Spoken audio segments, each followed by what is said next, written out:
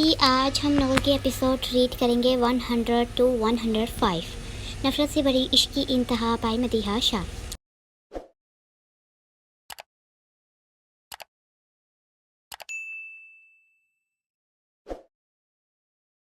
आज हम नॉवल के एपिसोड रीड करेंगे 100 टू 105। नफरत से बड़ी इश्क की इंतहा पाई मदीहा शाह। लाहौर।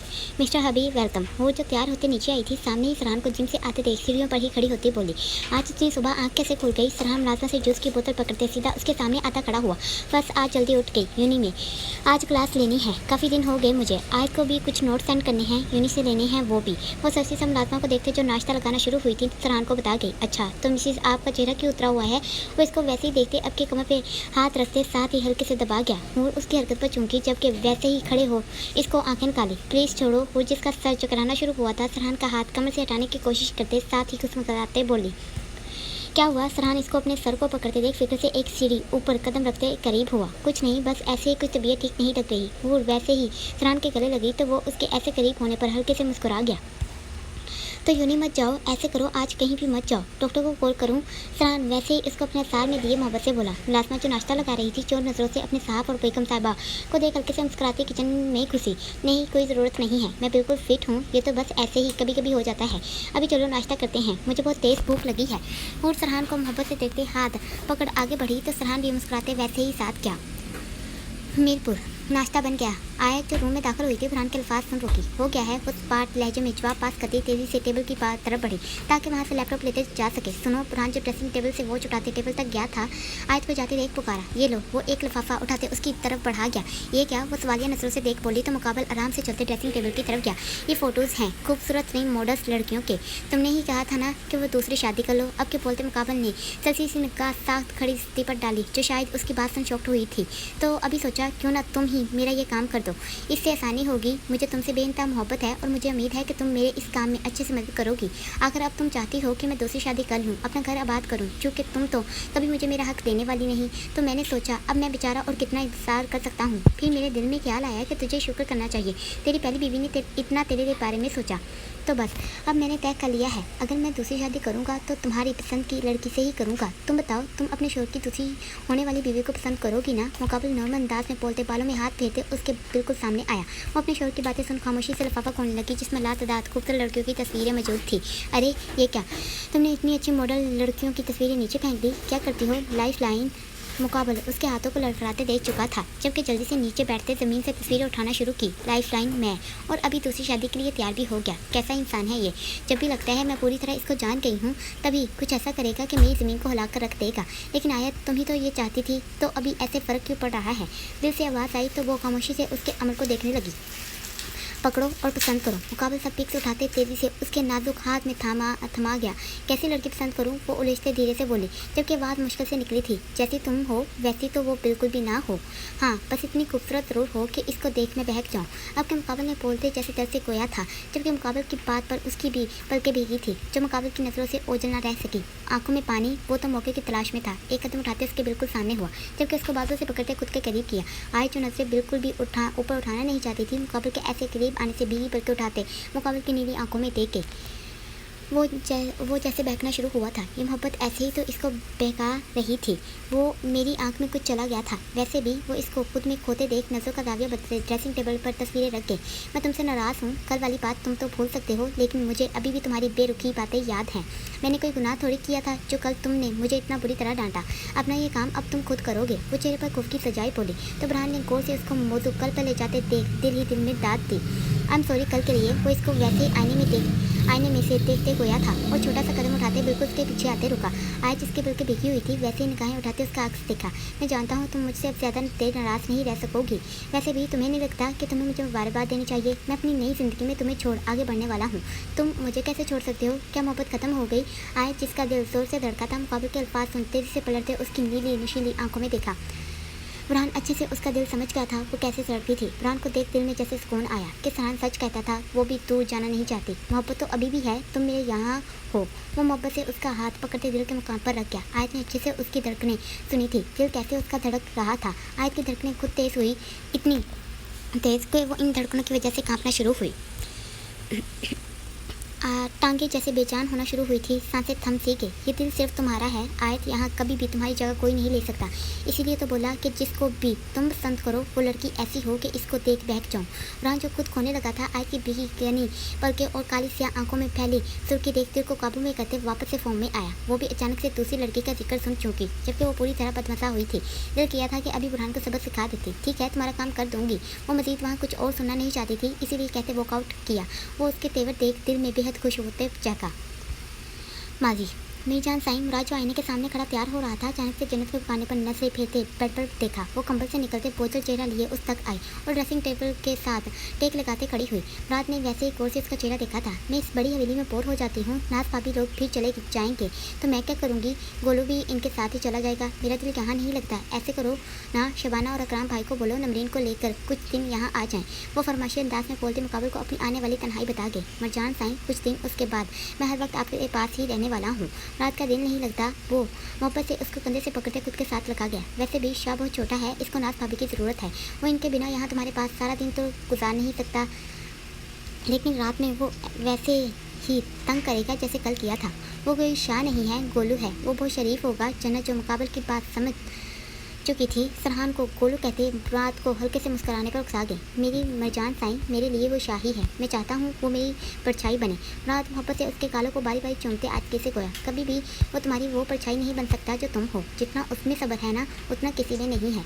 कभी देखा करो इसको ध्यान से, मुझे सब कुछ नजर आता है। जन्नत ने अपनी छोड़ी तो मुराद कहका लगाते हंसा। अच्छा, अगर वो मेरी परछाई नहीं है तो हमारा छोटा शाह, हमारा खून तो मेरी परछाई बनेगा ना? मुराद ने अब के उसके होंठों के किनारों को उंगली के पुरुष से छूटे मायने के इस लहजे में पूछा। जब वो होगा तब देखी जाएगी। वो खुद से जैसे शर्माई थी, जबकि साथ ही नजरें चुराई।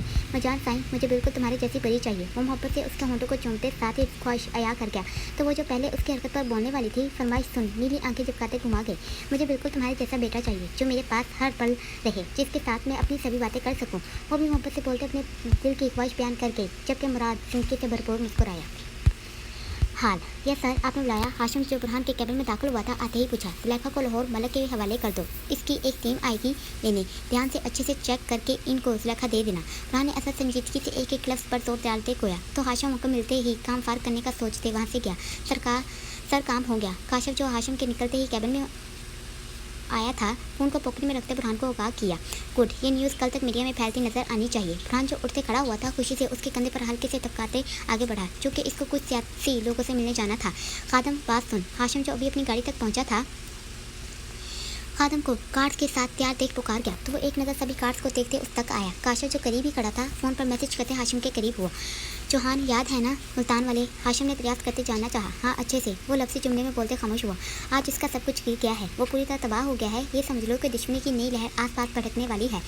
पिछली बार जो हमला करने की कोशिश की थी, उसका सबक इनको आज पूरे सूद समेत वापस कर दिया गया है। बुरहान सर की सिक्योरिटी मज़ीद बढ़ा दो। अपने आसपास करीब से करीब भी किसी आदमी को गुजरने मत देना। हाशिम ने संजीदगी से खादिम को समझाते कहा। तो बुरहान को देख आते देख उसको बेफिक्र रहने का बोलते गाड़ी की तरफ बढ़ा। जुलेखा का क्या करने वाले हो? काशिफ खादिम को जाते देख हाशिम से पूछ गया। सर ने कहा जहाँ से वो आई है वापस भेज दो। हाशिम लफ्ज़ी जवाब देते अपनी गाड़ी की तरफ लपका, तो काशिफ भी बुरहान की तरफ गया।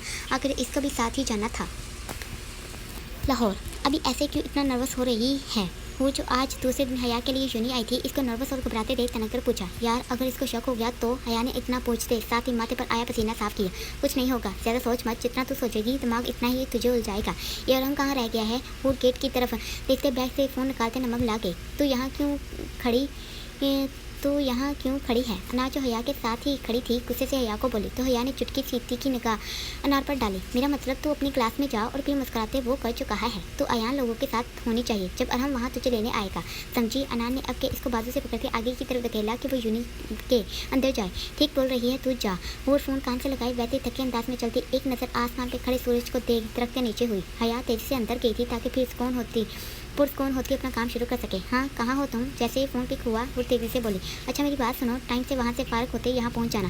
मैं चाहती हूँ आज ये हया के ये काम बन जाए। वो सीने पर हल्के से हाथ चलाते बोली, तो अनार ने कुछ गौर से इसको देखा। ठीक है। वो जो मुकाबले का जवाब सुन रही थी, ससी सा बोलते फ़ोन रख गई। तो ठीक है। अनार होठ के करीब हुई थी, जो कि साथ ही उसके माथे को छुआ। पता नहीं कुछ बेचैनी सी लगी हुई है, मन कर रहा है यहाँ से भाग जाऊँ। आज कितनी तेज़ धूप निकली है। वो एक बार फिर सूरज को देखती अनार से बोली।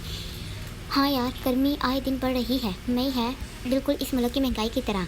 अनार ने अपना रोना रोया तो हूर उसके साथ तेजी से यूनि में दाखिल हुई ताकि किसी पंखे नुमा कमरे में कुछ पल बैठ सके। यार तो फिक्र नहीं कर, जैसे ही मुझे मौका मिला मैं असद से खुद तफसील से बात करूंगा। हसन को कुछ भी लिखने की ज़रूरत नहीं है, ना ही इसको बताने की ज़रूरत है कि मैं असद से कोई बात करने वाला हूँ। जब काम बन गया तब मैं खुद ही हसन से भी बात कर लूँगा। अयान जो शैया के साथ ही आ रहा था अब के कैंटीन की तरफ मुड़ते वो गोया, तभी उसकी नज़र सामने बैठे अया पर टिकी। चल ठीक है, फिर तू बात कर ले, फिर ही कुछ बताऊँगा। हसन को शैया पीछे चलते चलते बोला तो अयान आगे बढ़ा। Welcome sir. गफ़ार जो अभी पाकिस्तान पहुंचा था, लाहौर एयरपोर्ट पर सदीक इस्तकबाल करते फूलों का दस्ता भी पेश कर गया। शुक्रिया, वो 100 मायनी लहजे में बोलता एक नज़र पूरे एयरपोर्ट पर डालते गाड़ी की तरफ चला। पाकिस्तान काफ़ी बदल गया है, पहले जैसी कोई बात नज़र नहीं आ रही। वो गाड़ी में बैठते अब के अपने मेन हाथ से बोला। ठीक कहा सर, पाकिस्तान काफ़ी बदल गया, वक्त के साथ सब कुछ बदल ही जाता है। सदीक ने भी इत्तेफाक करके साथ ही हामी मिलाई। डिफेंस के किस ब्लॉक में सुल्तान की फैमिली रहती है? गफ़ार शीशे से बाहर सड़कों को तेज़ी से पीछे छोड़ते देख अब के आगे बैठे सदीक से मुखातिब हुआ, जो ड्राइवर के साथ वाली सीट पर विराजमान था। सर ब्लॉक एस में रहते हैं। वो बंगा सरहान शाह सुल्तान शाह के इकलौते बेटे के नाम है। सर शाह का कुछ इल्म हुआ, वो कहाँ होता है? गफ़ार ने फ़ौरन से सर का पूछा। सर यही होता है लाहौर में, पंजाब यूनिवर्सिटी में पढ़ता है। कुछ दिन में उसकी बुक्स पिक्स भी मिल जाएंगी। मैंने कुछ लोगों को यूनि में छोड़ा है। वो तफसील से ब्रीफिंग दे गया तो वो असाम में सर हला गया। सुनना है कि मीरपुर में सुल्तान शाह ने अपनी जगह इस बार किसी और को इलेक्शन में खड़ा किया था, क्या ये बात दुरुस्त है? गफ़ार को अमेरिका बैठे न्यूज़ मिली थी, वो अब के मीरपुर का पहुंच गया। या सर की न्यूज़ भी दुरुस्त थी। मैं मीरपुर गया था लेकिन उससे मुलाकात नहीं हो सकी। सदीक ने एक बार फिर से कहते खामोशी इख्तियार की। कोई नहीं, अब तो हम आ गए हैं, अब सबसे मुलाकातें भी हो जाएंगी और शक्लें भी देखी जाएंगी। गफ़ार चौधरी जो सोच में पड़ा था वैसे ही बोलते सामने देखा। वैसे आज यूनि का माहौल कितना खुशगवार लग रहा है। आज तो सभी लोग दीदार कराने आए हुए हैं। अली ने हूर अनार हया को देखते इन पर चोट की तो वो जो आराम से बैठी हुई थी चुटकी से निकाल डालते इसको कुड़ी से नवाजा। हया तुम्हारी तबीयत कैसी है? अयान जो खामोशी से बैठा हुआ था हया को लग पीछे देख बात बनाते इसको अपनी तरफ मतवजा करवाया। मैं ठीक हूँ, वो सस्ता बोली। हूर ने अया को अपनी नज़रों में अच्छे से रखा था कि वो नोट कर सके आखिर उसके दिमाग में क्या पक रहा है। अनार भी सबको छोड़ अयान को तक रही थी। अस्सलाम वालेकुम। अरहम जो वहाँ इंटर हुआ था अया को नजर के भरपूर आसार में रखते गोया। वालेकुम सलाम। हूर के कोनी मारने पर अनार जो साथ बैठी थी और बढ़ाते तेजी से जवाब पास कर गई। हया तुम फ्री हो गई हो तो चलें? अरहम ने एक नज़र सब पर डालते आंखों ही आंखों में सलाम और इनका जवाब लेते हया से मुखातिब हुआ। अयान अपनी जगह से उठते खड़ा हुआ था और देखी काटदार नज़रों से अरहम को देखा, जिसका चेहरा देखते ही मुकाबले को वो रात याद आई और वो अभी गुस्सा इतना था कि रगे भी तनी। हाय, वो सख्त करता ससी सा हाथ बढ़ा गया। हेलो। अरहम भी अनजान बनते एक्टिंग करते वो लोगों को हैरान कन किया। चलो गाइस तुम लोग बैठो, हमारी क्लास का टाइम हो गया है। आशी लोग जो दूसरे टेबल पर विराजमान थी उठते खड़ी हुई तो बाकी लड़कों के साथ वो भी निकले। आप अयान शरिया को आता कहते भेज चुका था। वो अब पूरी तरह अरहम की तरफ अलर्ट हुआ। ये अरहम है, मेरा अरहम। हया जो पीछे खड़ी थी हूर के इशारा करने पर हया खुद की घबराहट को इग्नोर करते अरहम के करीब होते साथ ही उसके बातों पर हल्के से हाथ रख गए। अयान की रगें तनी थी जबकि हाथों की मुट्ठियां बनाते गुस्से को कंट्रोल किया। हूर और अनार भी अपनी जगह से उठी तो अयान ने सरसी सी निगाह इन पर डाली। मिलकर खुशी हुई। अयान ने अब के चेहरे पर नौमे एहसास लाते बोला, मेरे ख्याल से हया अयान को भी मेरी पार्टी में आना चाहिए। तुम्हारा क्या ख्याल है? वो वैसे ही दिलकशी से बोलते हया को देख गया जो मुस्कुराते अच्छे से उसका साथ दे रही थी। ज़रूर, क्यों नहीं। वो भी चेहरे पर ना खत्म होने वाली मुस्कुराहट लाते बोली, अब तो मुलाकातें अच्छे से होंगी, अभी मेरी क्लास है। Excuse me. वो तो टोक बोलते आराम से आगे बढ़ा था। शुक्र है चला गया। हया फ़ौरन से बैठी थी जो के साथ ही पानी उठाते मुँह से लगाना। वैसे यार लड़का तो काफ़ी क्यूट है, मजाज भी संजीदा ही रखता है। अहम भी तेज़ी से हूर और अनार के बैठने पर बैठा। आखिर मेरा कज़न है, कुछ तो खास होना ही था। हूर कहाँ बात आने वाली थी। हाँ, जबकि उसके अल्फाज तुम सभी के कह के गूंजे। शाह तुझे क्या ज़रूरत थी ये सब करने की? मैंने तुझे बोला भी था कि मैं सब कुछ देख लूँगा, लेकिन नहीं, तुझे तो दरमियान में दखल अंदाजी करनी ही थी। अमाद जो न्यूज़ देख चुका था बुरहान पर गुस्से से बरसना शुरू हुआ। अमाद, मैंने जो भी किया वो सोच समझ कर किया। मेरे भाई वो लोग इसी काबिल थे। बुरहान जो अपनी मीटिंग से फारिग हो चुका था गाड़ी में बैठते फ़ोन स्पीकर पर करते सीट पर रखते बोला, शाह मुझे मत कुछ बता, मैं सिर्फ इतना जानता हूँ अभी जो तूने किया है ना, इससे ये बिज़नेस की दुश्मनी खानदानी बनने वाली है। तूने इनके सारे शेयर्स खरीद लिए, तूने इतना पैसा बिना सोचे लगा दिया, क्या ज़रूरत थी उनके बंगले को खरीदने की? एक बात तो बता। अमाद जो पूरे गुस्से से कहना शुरू हुआ था अब के फ़ोन एक कान से उतार दूसरे से लगा गया। तूने ये सब किया कैसे? वो इतने कमज़ोर तो नहीं थे। अमाद मेरे भाई, मैंने कोई इनसे खानदानी दुश्मनी नहीं ली, वो अपनी हरकतों से बात नहीं आए और आज ये इनका नतीजा है।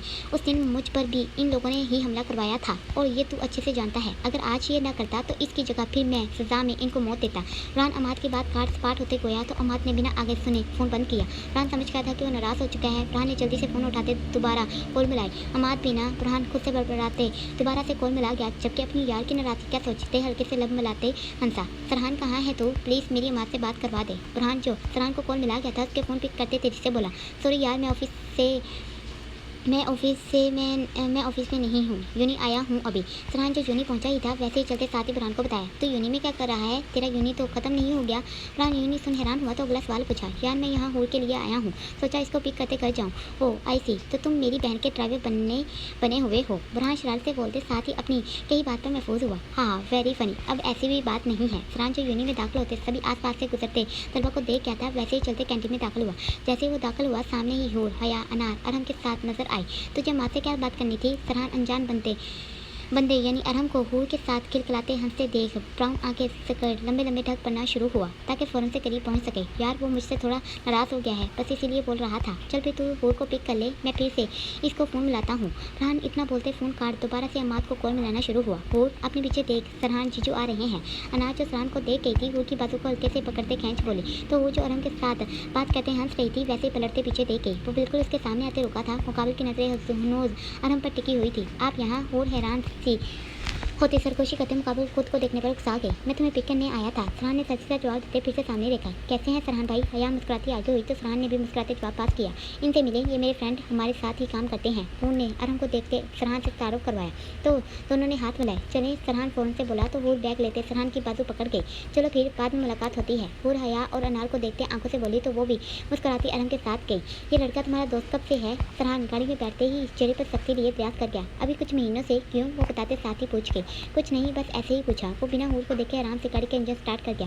कहीं तुम जेलस तो नहीं हो रहे? हूर भी कहाँ बात आती थी, वो भी भरपूर लचकदार लहजे में बोली तो सरहान ने तीखी सी निगाह उसके ऊपर डाली। मैं जेलस क्यों होने लगा? वो मेरा मुकाबला नहीं कर सकता। सरहान ने भी अपने तारीफी जुमले अदा किए। वाह क्या बात है, हूर ने ऊंची आवाज़ में बोलते साथ ही हल्का सा कहकर लगाया। मुझे तो वो तुमसे ज़्यादा हैंडसम लगा। अब के वो बोलते साथ ही एक अदा से अपने बालों को शानों से पीछे झटका। ज़्यादा बोलो मत, नहीं तो अभी यहाँ उतार दूंगा। वो सब कहते हल्के से गिराए तो हूर अपनी हंसी को छुपाते खामोशी से बाहर देखना शुरू हुई।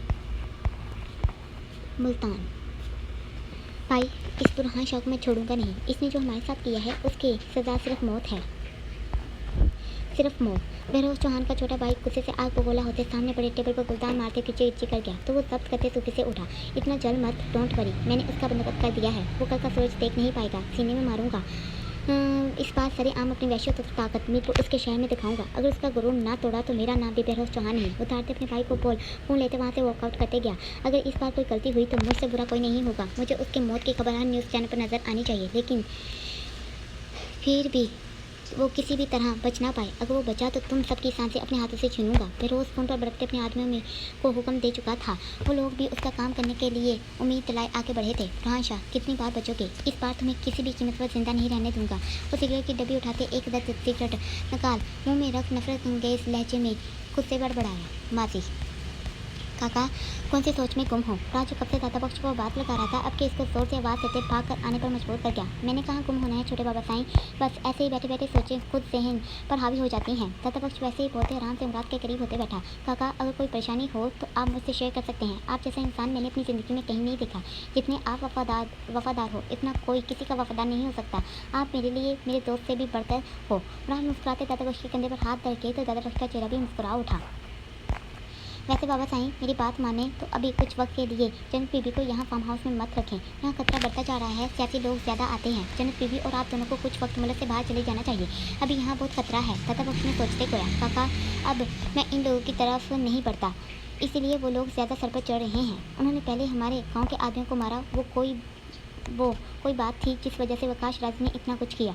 जो होगा देखा जाएगा, फिक्र मत करें, हम भी किसी से डरते नहीं हैं। मुराद अपने मोचों को मरोड़ते उठा तो दादा बख्श खामोश से सिर्फ इनको जाते हुए देखना शुरू हुए। अब वो इससे आगे भी कुछ नहीं कह सकता था, आखिर वो उसका मालिक था। जान साईं मुराद जो वैसे ही चलते घर में दाखिल हुआ था, ये वही फार्म हाउस वाला घर है जहाँ हाल में बुरहान और आयत रह रहे हैं। क्या हुआ? मुराद जो उस हवेली वाली नाज भाभी और जन्नत की दासी वाली बातें सुन इसको एक हफ्ते बाद ही फार्म हाउस ले आया था, अभी उसको किचन में टेबल पर चढ़ते देख भाग करीब बातें करने से बचाए। मीर जान साईं प्लीज़ वो डब्बा उतार दे। जन्नत जिसकी तबीयत वैसे ही ठीक नहीं थी, अब के मुकाबले के कंधे पर दबाव देते हुए टेबल से नीचे उतर सामने ऊपर अलमारी की तरफ इशारा करती बोली, मचान आपको इन कामों के लिए मुलाजमों की हेल्प लेनी चाहिए। वो वैसे ही थोड़ा सा आगे होते डब्बा उतारते उसके सामने शेल्फ पर रख दिया। मुझे लगा था मैं उतार लूँगी। जन्नत जिसको चक्कर आ रहे थे तेजी से डब्बा खोलते आम का अचार निकाल खाना शुरू हुई। ऐसे खाली अचार कैसे खा सकती हो? छोड़ो इसको। राज जो पहले खामोशी से देख रहा था, अभी इसको मजीद मजे से अचार खाते देख गुस्से से अचार पकड़ खोया। मजान साईं, ऐसे ना करें, हमें खाने दें, हम ये खाते हैं तो दिल को सुकून मिलता है। राज जो डब्बा लिए आगे भागा था, जन्नत भी उसके पीछे लग गई। मुलाजिम सभी अपने मीर साईं और छोटी बेगम साहिबा की तरफ देख मुस्कुराना शुरू हुए थे। मरजान जन्नत जो मुराद के पीछे भाग दब चुकी थी, एकदम से तेज चक्कर आने पर ज़मीन पर गिरते बेहोश हुई। जन्नत मुराद जो मुस्कुरा रहा था और अपने ध्यान में आगे भाग रहा था, इसको ज़मीन पर गिरे देख तेजी से लपका। क्या हुआ मेरी जन्नत? मरजान को मुराद जो जन्नत को फ़ौरन से उठाते अस्पताल ले आया था, डॉक्टर के रूम से निकलने पर लपकते पूछा, आपको मुबारक हो मीर मुराद शाह, आप बाप बनने वाले हैं, आपकी वाइफ प्रेग्नेंट है। डॉक्टर ने मुस्कुराते मुराद के जैसे जहाँ बच्ची आने वाली खुशियों से आशना करवाया। छोटे बाबा साईं दादा बख्श जो करीब ही मौजूद थे, मुस्कुराते मुराद के कंधे पर हाथ रख के तो मुराद जो हैरान हो चुका था, खुशी से दादा बख्श के गले मिला। रात की खुशी की कोई इंतहा न रही थी। जन्नत को लेते वो घर तो पहुंच चुका था और साथ ही पूरे खानदान में ऐलान कर चुका था। आखिर इसको अपनी दुनिया मुकम्मल खूबसूरत होती नजर आई थी। दादा बख्श इस कदर खुश थे तो वो पूरे गांव में जाकर मिठाइयाँ बांट आए थे। मजान साईं, हम इस कदर खुश हैं कि आपको अल्फाज में बयान नहीं कर सकते। आपने हमारी ज़िंदगी मुकम्मल कर दी। वो दिलकशी से बोलते जन्नत को गोद में उठाए घूमा तो जन्नत मुस्कुराते इसको नीचे उतारने का बोल गई।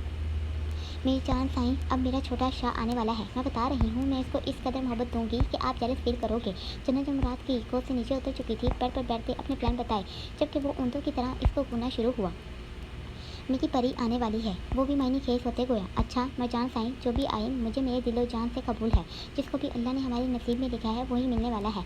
आपने अब कोई काम नहीं करना है। खबरदार, अगर आप मुझे किचन में नजर आई तो मुझसे बुरा कोई नहीं होगा। वो मोहब्बत से उसके माथे पर अपना लफ्ज़ छोड़ बोला तो मुस्कुराते उसके गले लग आंखें बूंद गई। ऐसे ही ये खबर सुल्तान शाह लोग फिर से मीरपुर पहुंचे थे। दुश्मनी इतना गहरा रंग ले चुकी थी कि सुल्तान शाह ने मुराद को मुश्किल से समझाया कि जन्नत को कुछ वक्त के लिए लेकर लंदन चले जाओ। बच्चे के पैदा होने के बाद ही पाकिस्तान में कदम रखना। मुराद जाना नहीं चाहता था वो चाहकर भी अपने भाई की बात से इनकार नहीं कर सकता था। इसी तरह मुराद जन्नत और अपने साथ दादा बख्श को लेकर लंदन रवाना हुआ। हाल ये क्या? बुरहान जो तैयार हो रहा था, आयत को अचानक से आते लिफाफा आगे करते देख ब्रश करते वैसे ही पूछा, तुमने कहा था कि मैं लड़की तुम्हारे लिए तलाश करूं, तो मैंने लड़की तुम्हारे लिए ढूंढ ली, एक बार देख लो। वो वैसे ही पूरे एतमाद लहजा लिए बोली तो बुरहान अपने ब्रश रखते एक नज़र कप पर डालते उसकी तरह मतवजा हुआ।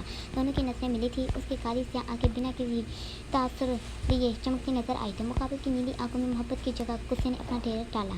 तुमने पसंद की है तो कुमारी ही होगी। अगर तुम खुश हो तो इस रिश्ते के लिए इसकी फैमिली से बात कर लो। और एक बार, इससे पहले वो टोकती वो थोड़ा जोर से बोलते उसके करीब हुआ, जब तुम ये कदम उठा ही रही हो तो पूरे खानदान में शादी का ऐलान भी खुद करवा देना। साथ में सबको अच्छे से बताना कि तुम्हारे फैसले का मान रख रहा हूँ। वो एक एक लफ्ज़ पर से गौर करने का जैसे उसको बोल गया था। आयत हैरान से खामोश हुई थी। वो गुस्से से आगे बढ़ा तो आयत खानदान को बताने वाली बात पर परेशान होते सर पकड़ गई। बुरहान आया जो जोर की नमाज पढ़ते सो चुकी थी कि अचानक से उसकी आंख लगी थी। हड़बड़ाते एकदम से उठते साथ ही बुरहान का नाम पुकार गई। वो पूरी तरह पसीने से गिरी हुई थी, सहन जैसे माफ हुआ था। उसने अभी ख्वाब में क्या देखा था? वो बिना जूता पहने पैर से उठी थी और खिड़की के करीब जाते लंबे लंबे सांस भरना शुरू हुई। दुपट्टा जो कंधे पर था देखने को हुआ। बाल खुले शानों पर बिखरे उसकी बोझल आंखों का पता बता रहे थे। असर पल्लों को एक नज़र टाइम पर डालते खुद के ख्वाब चढ़कते वॉशरूम में घुसी। बुरहान को कॉल करूं, वो कहाँ है? आए जिसका दिल अभी भी बेचैनी पकड़े हुए था, वो वैसे ही चलते बेड से फ़ोन उठाते रूम से निकली। मलक, कल तक तुम्हें ज़ुलेखा मिल जाएगी, तैयार रहना। बुरहान जो कॉल पर बात कर रहा था तो टोक मलक को कहते फ़ोन रखा। हाशम, कल ये काम फारग हो जाना चाहिए। बुरहान चेयर से उठते कैबिन से निकला तो काशा भी पीछे गया। रिंग, तभी बुरहान का फ़ोन बजा था। वो ससी सी नजर फ़ोन पर डाल गया। जैसे ही आयत का नाम देखा, बिना देर किए फ़ोन पे किया। बुरहान जो चलते ऑफिस से बाहर निकल आया था, रोड को देखते वहीं खड़ा हुआ। कार सब भाग जल्दी से गाड़ी लेते आ चुके थे। वो वैसे ही खड़ा सिर्फ आयत के बोलने का इंतजार कर रहा था। कहाँ हो तुम? कुछ देर की खामोशी तारी करने के बाद वो चिल्लाती धीमी सी आवाज़ में बोली, जहाँ हर रोज़ होता हूँ आज भी वहीं खड़ा हूँ।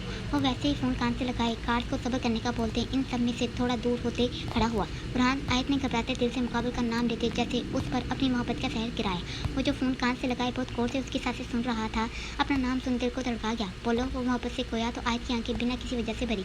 क्या तुम अभी घर नहीं आ सकते? वो कुछ देर सोचते फिर दिल के तो मजबूर इसको पूछ गई, तुम चाहती हो? वो आहिस्ता आहिस्ता चलते वो करना शुरू हुआ। जारी बात है, चाहती हूँ तो बोल रही हूँ। वो बिना देर किए बोली, जबकि साथ ही अपनी बीगी पर के साथ की। लेकिन अभी मुझे कुछ खास काम करने हैं, उसके बाद घर ही आ जाऊँगा। रान ने कितनी मुश्किल से दिल पे पत्थर रखते ये बोला था। वो इस पल सिर्फ वो जानता था, काम तो तुम हर रोज़ ही बहुत से करते हो, अभी क्या तुम ये काम मेरे लिए छोड़ नहीं सकते? प्लीज़ घर आ जाओ। कितने दिनों से हम लड़े लड़ ही रहे हैं। क्या आज तुम जल्दी घर नहीं आ सकते? आयत की आवाज़ बुलंद हुई थी। मुकाबल ने अच्छे से उसका डर महसूस किया था। आयत, तुम डर रही हो? वो फिक्र से बेचैन होता पूछ गया। नहीं, तुम्हें याद कर रही हूँ। वो वैसे ही बोलते मुकाबल के डिंपल गहरे कर गई। वो किस कदर खुश हुआ था। उसकी इतनी सी चाहत ही उसको पागल कर देती थी। मैं तुम्हारे लिए तुम्हारा पसंदीदा खाना बनाऊँ? आयत उसको खामोश देख वापस से बोली। ठीक है, मैं अभी आता हूँ। वो बिना उसके सवाल का जवाब दिए गया तो आयत का चेहरा खुशी से खिलखिल आ उठा। सुनो, इससे पहले बुरहान फ़ोन रखता, आयत ने मोहब्बत से पाश पुकारा। वो तेजी से हनकार भर गया। निशाना बांध लिया है। जैसे ही पलटेगा, गोली सीधा सीने के पार सामने वाली बिल्डिंग पर बैठे शख्स ने बुरहान पर निशाना बांधते फ़ोन पर अपने बॉस को बोला। ध्यान से, अभी आ जाना, मैं इंतज़ार कर रही हूँ। वो धीमी सी सराहियत लहजे में बोली तो बुरहान फ़ोन रख गया। जैसे ही फ़ोन रखा, बुरहान पलटा, तभी फायर हुआ, जिसकी आवाज़ किसी ने नहीं सुनी। वो गोली सीधे बुरहान के सीने में आ लगी थी। बुरहान की ज़मीन जैसे घूम चुकी थी। फ़ोन जो पॉकेट में डालने लगा था, ज़मीन बॉस हुआ था। तभी दूसरा फायर हुआ। बुरहान ज़मीन पर गिर चुका था, जिस वजह से निशाना चूक गया। खादम सभी तेज़ी से आगे भागे थे, जबकि इन लोगों ने बुरहान के गिर्द घेरा बनाया। ध्यान से, अभी आ जाना, मैं इंतजार कर रही हूँ। बुरहान, जिसकी आंखें बंद हो रही थी, हाशिम को शर्ट से पकड़ते खुद के करीब खींचा।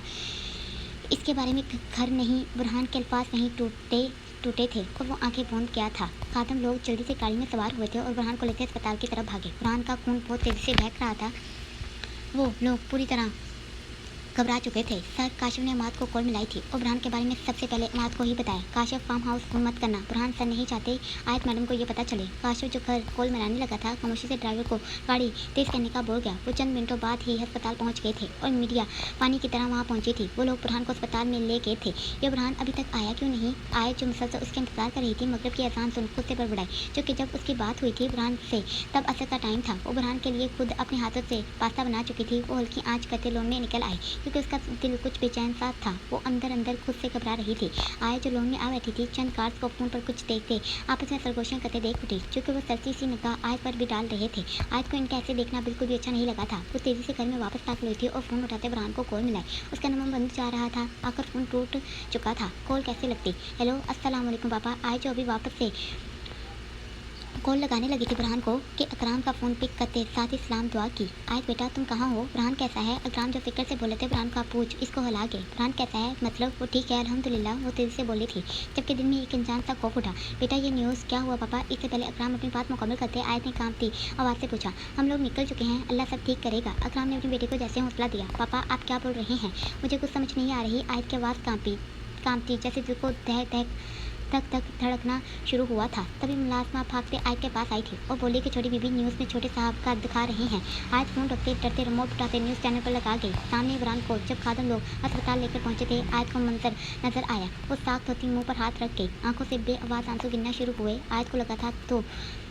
वो अपने होश से बेगाना हो जाएगी। टांगें कांपना शुरू हुई थी। वो पूरी तरह ठंडी पड़ चुकी थी। वो वैसे ही गिरने को हुई तो मुलाजमा ने जल्दी से आयत को पकड़ा। अस्पताल वो रोते एकदम से मजबूत बनते उठी तो मुलाजमा आयत को लेते अस्पताल की तरफ निकली। कहाँ है बुरहान? आयत काशिफ लोगों को सुन खड़े देख इनकी तरफ लपकी, जबकि वो कितनी मुश्किल से मीडिया के लोगों से बचकर वहाँ आई थी। वो वही जानती थी। वो पूरी तरह बेगानी हुई पड़ी थी। अगर अभी चाहत थी तो बस बुरहान को देखने की।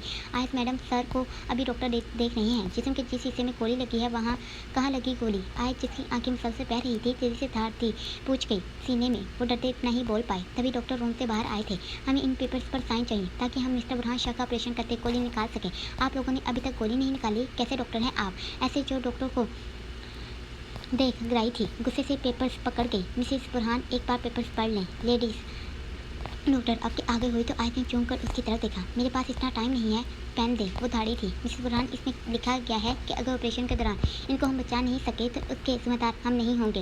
लेडीज डॉक्टर ने बहुत आराम से आयत को समझाते आगाह किया। क्या मतलब है? आज जो साइन करने लगी थी साख्त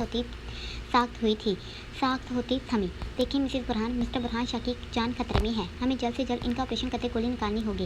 वैसे भी इनका खून भी बहुत बह चुका है। डॉक्टर की बात सुन आयत की ज़मीन पूरी तरह हिल चुकी थी। वो क्या करे? वो पूरी तरह उलझी थी। वो बहती आंखों से कांपते हाथों से पेपर्स पर साइन करते खुद की जिंदगी को अपने रब के हाथ में दे गई। वो और कर भी क्या सकती थी? बेबसी का आलम 400 छाया था। जिसने भी ये काम किया है कमाल का किया है। मेरा दिल खुशी से झूम उठा है। वैसे पता करना पड़ेगा कि आखिर इतनी जरूरत किस में थी कि बुरहान शाह को हमेशा के लिए इस दुनिया से करने का बंदोबस्त कर दिया।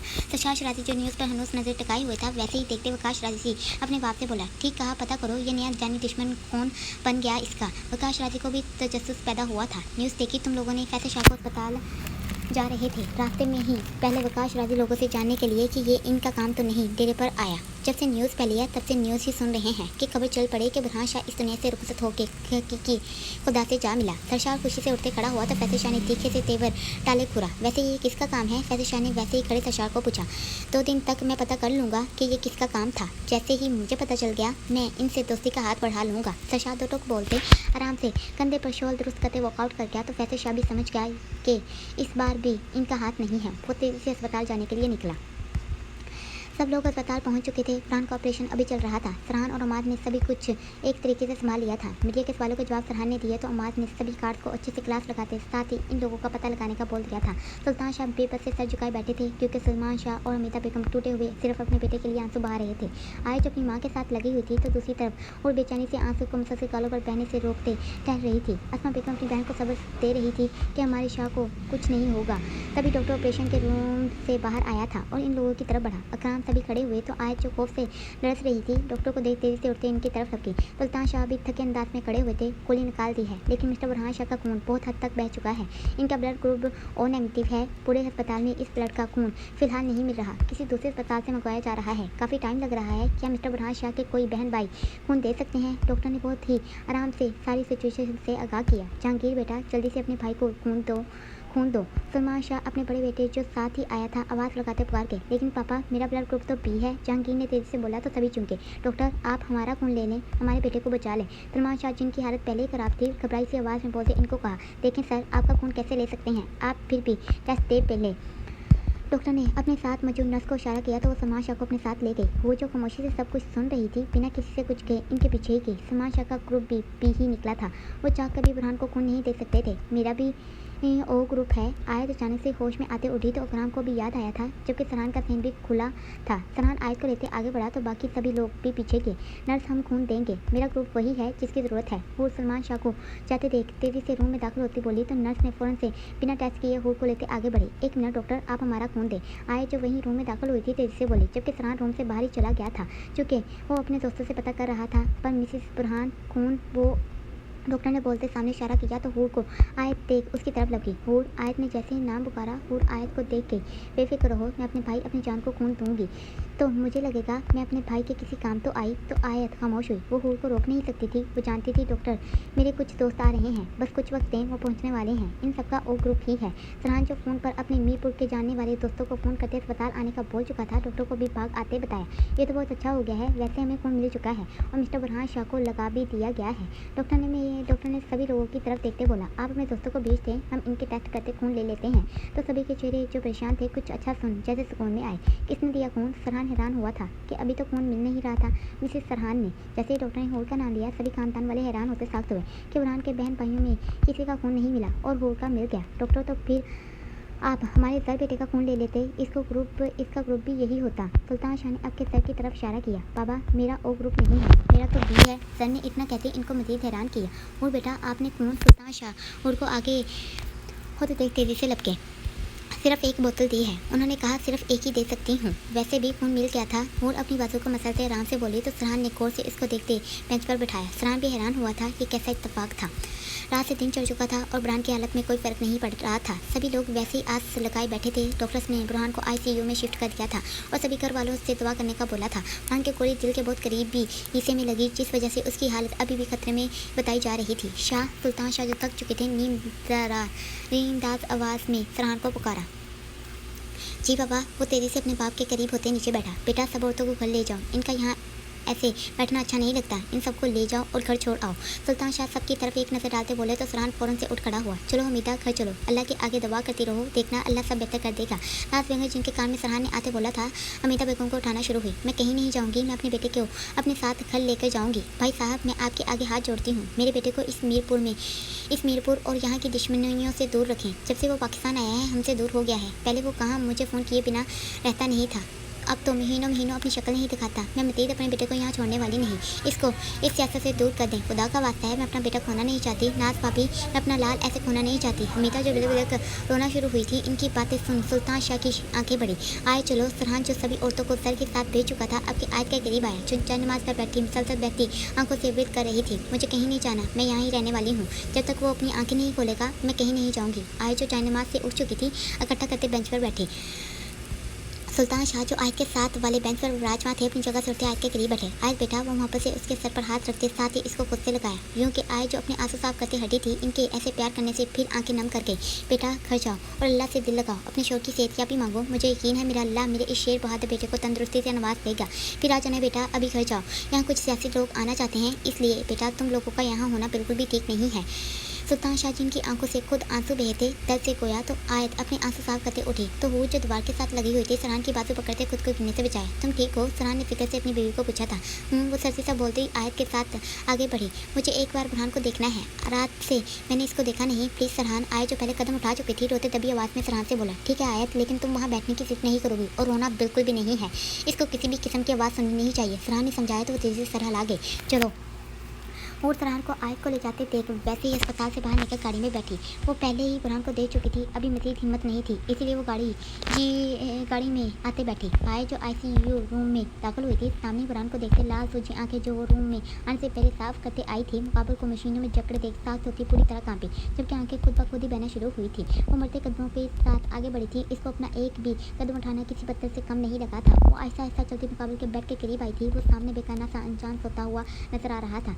जैसे ही नजर सामने गोली वाली जगह पर गई, रोने की आवाज़ हिचके में बंदी। वो अपनी आवाज़ को दबाने के लिए मुंह पर हाथ रख गई। वो ऑक्सीजन मास्क जो बुरहान को सांस देने के लिए लगाया था तेजी से भागते रूम से निकली, जबकि बाहर जाते वो बिलक बिलक रोना स्टार्ट हुई थी।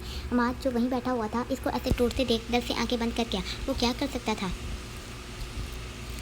हूर जो ठीक नहीं थी घर में दाखिल होते ही चक्कर खाते ज़मीन पोस हुई। सरहान जो हूर के पीछे ही था तेजी से इसको पकड़ने की कोशिश की। हूर वो उसका सर उठाते मुंह को थपथपाना शुरू हुआ। क्या हुआ? नाज बेगम और बाकी सब शबाना बेगम लोग भी करीब आई थी। लगता है भूखे रहने की वजह से मेरी बच्ची बेहोश हो गई है। अस्मा बेगम ही घबराई थी। आय जो हाथ में बैग लिए हुए थी इसको सीने से लगाए हूर को देखना शुरू हुई।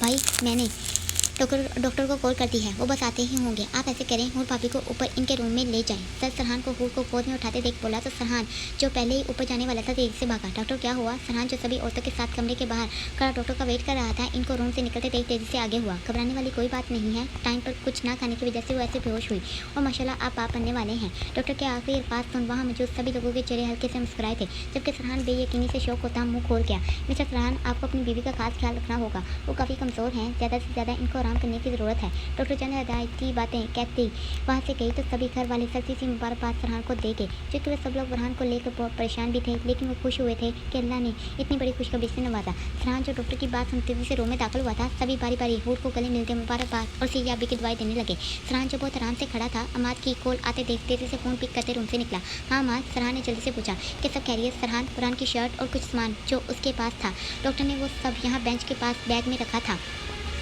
अभी पुलिस वो सामान मांग रही है। बुरहान की शर्ट भी चाहिए जिस पर खून लगा हुआ है।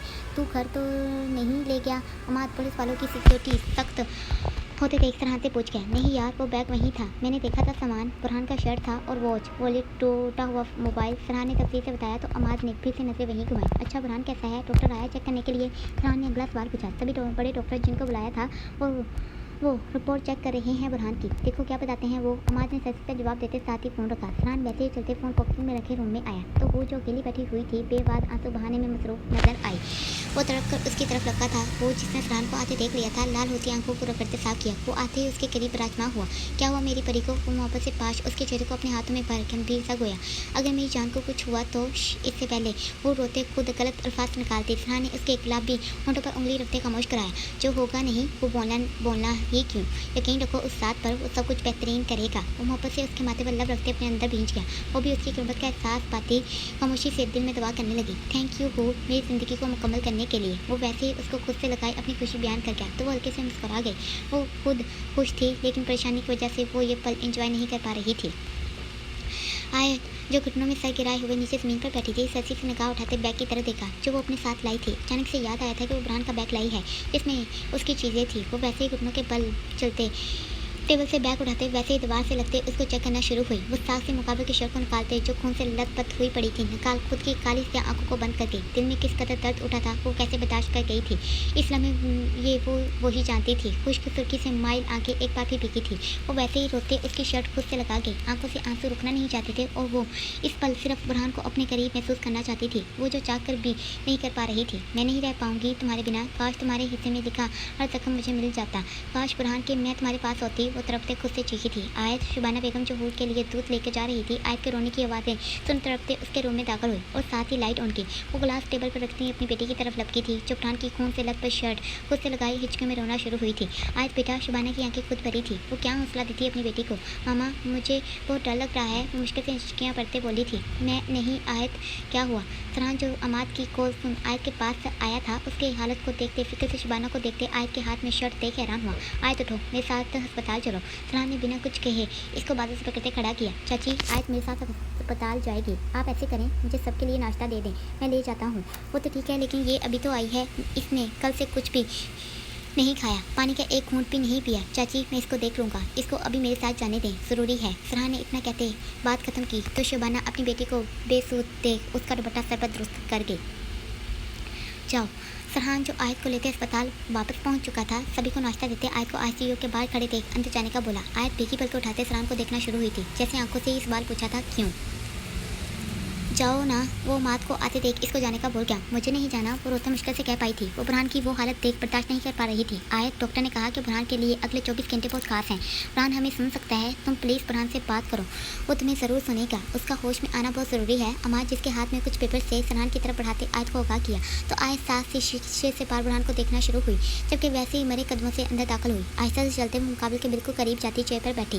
ये पेपर्स फरहान ने चूंकते पूछा। ये पेपर्स चौहान इंडस्ट्री के हैं, मैंने सोच लिया है उनको उसके सभी शेयर्स वापस खरीद कर दूंगा और जो बुरहान ने खरीदे हैं वो भी इनको वापस करूंगा।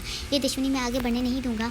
जैसे ही बुरहान ठीक हो गया यही काम करूंगा, मुझे इसमें तुम्हारी ज़रूरत है। अमाद ने तफसील से फरहान को बताया तो वो ठिठका।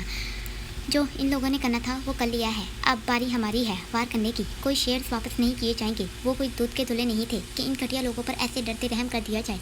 अभी वार हम करेंगे और मैं देखूंगा वो कैसे बचते हैं। वादा है मेरा, बुरहान की आंखें खोलने से पहले इन दोनों भाइयों में से एक का जनाजा उठेगा। वो कह परिस्थिति गाँव से फाइल को लेते वहाँ से गया तो अमाद जिसको लगा था फरहान अक्लमंदी दिखाएगा, सर पकड़ बैठा। अभी एक का हाल देख समझा नहीं, जो ये खुद भी इसमें पढ़ने चला गया है। आयत जो बुरहान को तक रही थी, बहती आंखों को साफ करते हल्के से चेहरे को आगे करती बुरहान को गौर से देखे। वो ऑक्सीजन मास्क लगाए बेखबर सो रहा था, जिसम पर सीने पर पट्टी बांधी गई थी, दाएं हाथ पर ड्रिप लगी हुई थी। वो चीज़ से बेखबर हुआ पड़ा था। आयत कांपते हाथों से हल्के से बुरहान के सख्त टोले पर नाजुक सा हाथ रखते बेड के करीब हुई, इतना करीब कि वो पूरी तरह बुरहान के बाजू पर झुकी थी। बेआवाज़ आंसू गिरते उसके बाजू में जज्ब होना शुरू हुए। वो क्या बोलती, अल्फाज ज़बान तक ही नहीं आ रहे थे। बोलने की हिम्मत जैसे ख़त्म हो चुकी थी। वो थोड़ा सा मज़ीद मुकाबले के करीब हुई, इस कदर के वो बुरहान के कान में अपनी गर्म सांसों की तपिश छोड़ना शुरू हुई। वो खुद को ऐसे हारता हुआ महसूस बिल्कुल भी नहीं करवा सकती थी। जल्दी से उठते आंसू साफ करते खुद को मजबूत ज़ाहिर किया और मुकाबले के वापस से करीब होते बाजू पर हल्के से सर टकाते कान के करीब होते अल्फाज छोड़ने लगी। पर बुरहान, आयत ने बहुत मतन सी आवाज़ में बोला, जबकि आवाज़ इस कदर नम थी वो मुश्किल से नाम ले पाई थी। मैं कैसे कहूँ, आगे खुद से एक बार फिर भीगी। आयत, बुरहान, आयत तुम्हारे बिना नहीं रह सकती। तुमने हमसे वादा किया था कि तुम कभी भी हमें अकेला नहीं छोड़ोगे। वो बहती सैलाब जैसी आंखों से बच्चों की तरह बोलना शुरू हुई थी। बुरहान, मोहब्बत का मतलब भी नहीं जानती थी, तब से तुम्हें जाने की आरज़ू दिल में पैदा कर बैठी। मैं कब तुम्हारी तरफ झुकती चली गई मुझे खुद भी अंदाज़ा नहीं हुआ था। देखो शाह, देखो मुझे, आज मैं तुमसे अपनी मोहब्बत का इकरार कर रही हूँ। एक बार अपनी आंखें खोलो और मुझे देखो, मैं कैसे तुम्हारे लिए तड़प रही हूँ। बुरहान, मैं माजी सब कुछ भूल जाऊँगी, बस तुम मेरे साथ रहना। मैं कभी भी तुम्हें तंग नहीं करूँगी। प्लीज़ खुदा के लिए अपनी आंखें खोलो। जानती हूँ मुझे तुम्हारी इन नीली झील जैसी आंखों से इश्क है। वो चाहती हूँ तुम्हें। बुरहान, प्लीज़ मेरे लिए उठ जाओ। वो जो मजबूत बनते बोल रही थी, वहाँ सा लहजा लिए अब रोने का काम शुरू कर चुकी थी। आवाज़ एकदम से भारी हो चुकी थी, गला खुश्क हो चुका था। वो भीगी पल के मुकाबले के चेहरे पर टकाए मुंह में कुछ पड़ते उसके चेहरे पर फूंक मार गई। तभी अमाद अंदर आया था। आयत ने अपना सर उठाते आने वाले को देखा। शाह, चौहान का छोटा भाई यहाँ मीरपुर में ही नजर आया है। इस वक्त वो अपने आदमियों के साथ मुल्तान जाने के लिए आधे घंटे बाद निकलने वाला है। सदर शाह जो सरहान के कहने पर सारी न्यूज़ अपने कभी आदमियों से निकाल चुके थे, इसको बताते आगाह किया। काशिफ लोग जो सरहान के करीब ही खड़े थे, हैरानगी से एक दूसरे को देखते फरहान को देखा। खून के बदले खून बहाना चाहिए। सफदर शाह ने कहर भरी नजर से सोचते फरहान के कंधे पर दबाव दिया तो वो काशिफ और हाशिम के साथ आने का बोलते आगे बढ़ा। अमाद, सर को बताएं। काशिफ अपने पिस्टल को लोड करते कार्ड को हदायत देते हाशिम से सरगोशी करते पूछ गया, मैं भी इसी हक में हूँ कि इनको सबक खून बहा कर दिया जाए। बहरो चौहान की भी ज़मीन ऐसे ही घूमती हुई नजर आनी चाहिए जैसे उसने हमारी हलाकत रख दी। हाशिम ने भी अपना पिस्टल लोड किया था और काशिफ को अपने सवाल का जवाब मिल गया था। खादम को मैसेज कर दिया गया था कि जो कुछ मर्जी हो जाए, तुम बुरहान के रूम में किसी भी अजनबी को जाने नहीं दोगे, चाहे कोई पार्टी का आदमी ही क्यों ना आया हो। फरहान अपनी एक टीम बनाते काफिले की सूरत में अस्पताल से निकल चुका था। तभी उसके फ़ोन पर मैसेज की वेट हुई थी। उसके आदमी ने अपना काम कर दिया था। वो मैसेज टाइप करते इनको सीधा मीरपुर के गांव में डेरे पर लाने का हुक्म दे गया। गाड़ी सड़क पर दौड़ती हर मंजिल छोड़ती जा रही थी।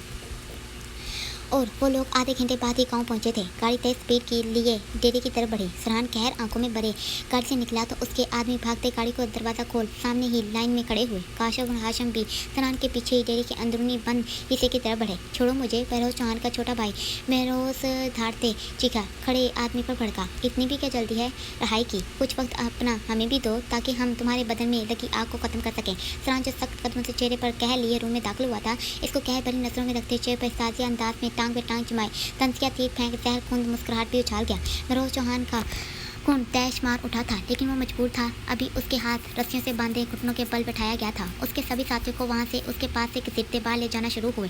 साथ ही फरहान की आंखों का इशारा समझ खिड़कियों के पर्दे सिलकते एक साइड पर किए गए। हाशिम लोग अपनी पिस्टल जो लोड किए हुए थी लेते बाहर निकले थे। वो सब अपनी भीख मांग रहे थे और हाशिम ने कब से अपने मालिक का चेहरा याद करते माथे पर पिस्टल रखते गोली चलाई तो काशिफ और फरहान के एक खास आदमी ने भी गन से फाई निकाल परिंदों को खामोश दरख्तों से चहचहाने उड़ने पर मजबूर किया। फजा में गोली की आवाज़ से एक साथ चलते अपना कहर फैला गए तो अंदर बैठे महरोज चौहान ने बेयकीनी से फरहान को देखा था।